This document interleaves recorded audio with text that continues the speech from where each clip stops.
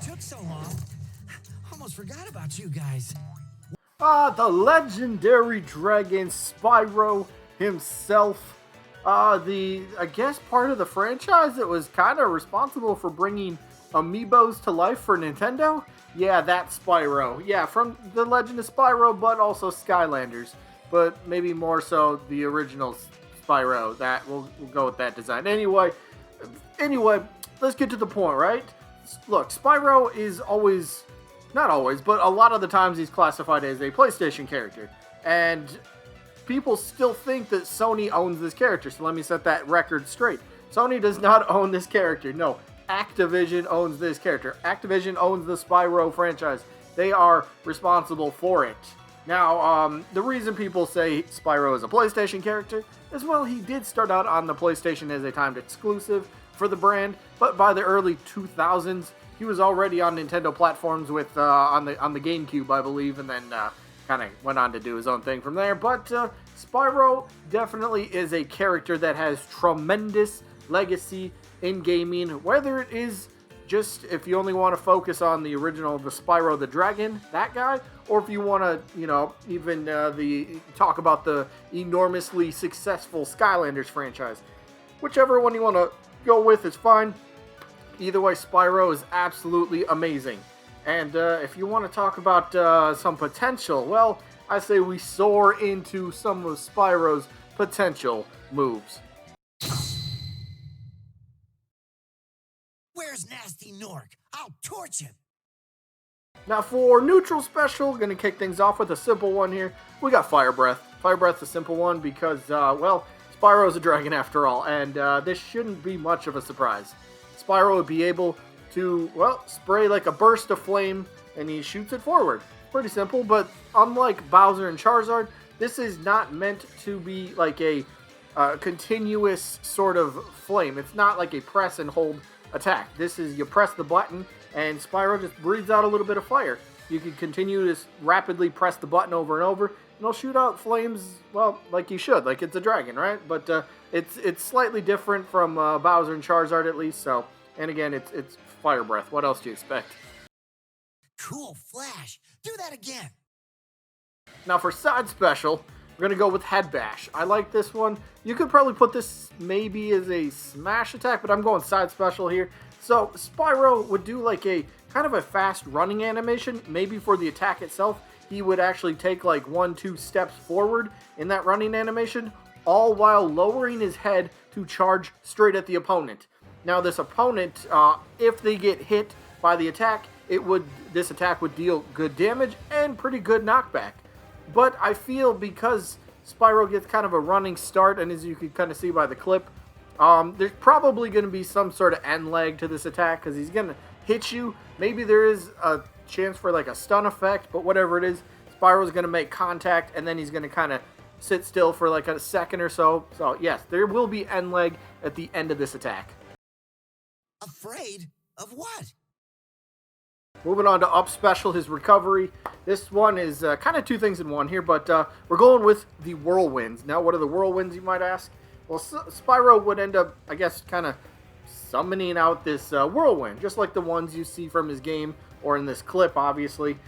Basically, a spiral of wind kind of like takes Spyro, spins him upwards, and then once he's at the very top of that spiral, he ends up just getting shot straight upwards. So, like, the attack itself kind of, it's a little slow at first, but once he gets to the top, like I said, it fires him straight upwards, and then from there, he's able to kind of glide, because look, he's a dragon, he's got wings, and he glides in the Spyro games, and as we've seen with Steve from Minecraft, gliding is a possibility for up specials, so I think gliding after the Whirlwinds just makes a lot of sense, and of course, you're going to be able to kind of control which direction Spyro goes with the stick.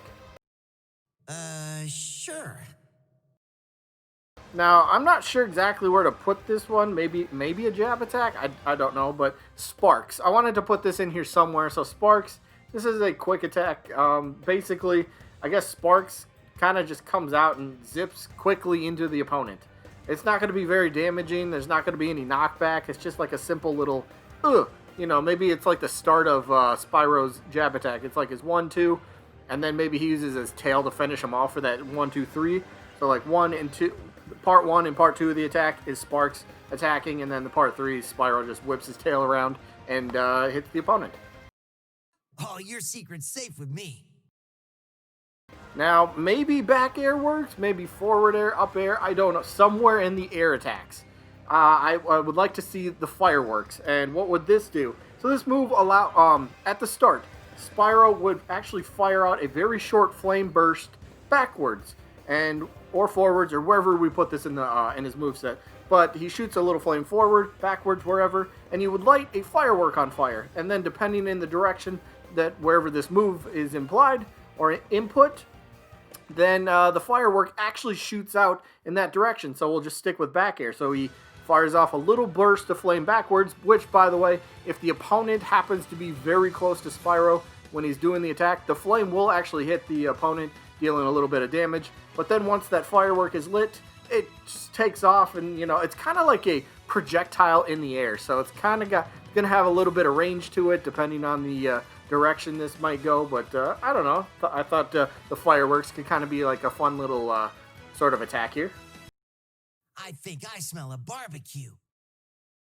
Moving to forward smash, we're going to go with Fire Blast, not to be confused with Fire Breath. Two different things. So, unlike the Fire Breath, I should say, this attack would be one huge burst of flame, and then after it's delivered, it might linger for just a couple more seconds, and I think that would be the fun part of it, right?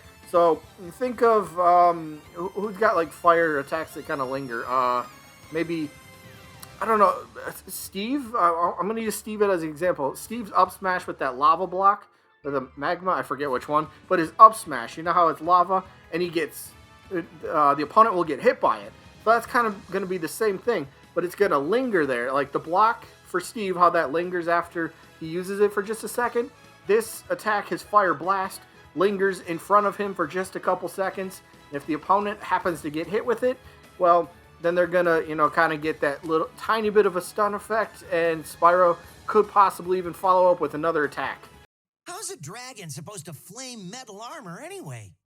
Now for up smash, we're gonna go with the Plasma Bomb. Now, the way I could envision this move, it's another projectile, but Spyro would shoot it kind of like you see in the clip, but I envision him shooting it straight upwards, and then it will come back downwards, like arcing, kind of in a upside down U shape.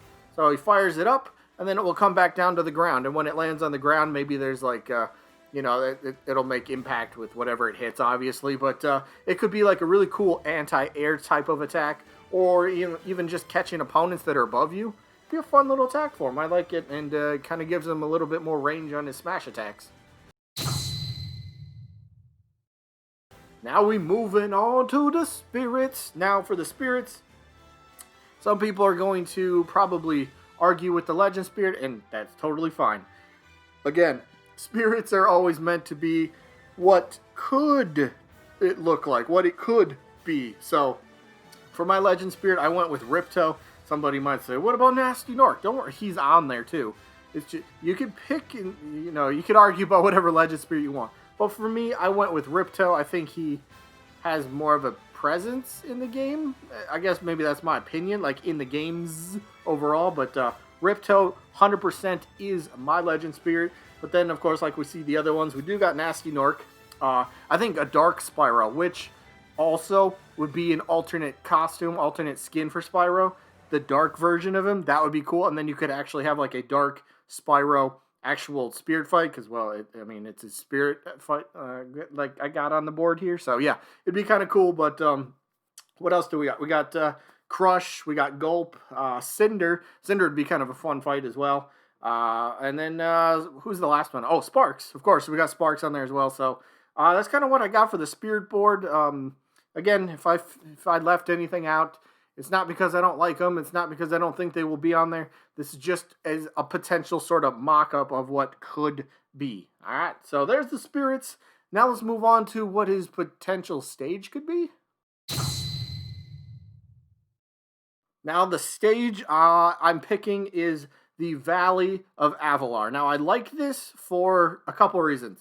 it kind of fit. It's like that perfect kind of skimming the world, skimming the level of it. So like, you kind of like it's a moving stage. Like you're gonna go place to place, and every time like it comes to a stop, you're gonna have a new platform, or the stage kind of shifts just a little bit. But as you can see, like the tour, like as we're flying through here, you got the river, which would be pretty fun aspect. There's like a wooden bridge. You could end up using that somewhere in there. You got a nice little waterfall way in the background. You got a couple of rocks, flat land. You could do like some really cool stuff with it. Got some really cool visuals in the background. Like if the waterfall happened to be in the background of the stage somewhere, that would look very, very awesome in my opinion. So I don't know. I got Valley of Avalar.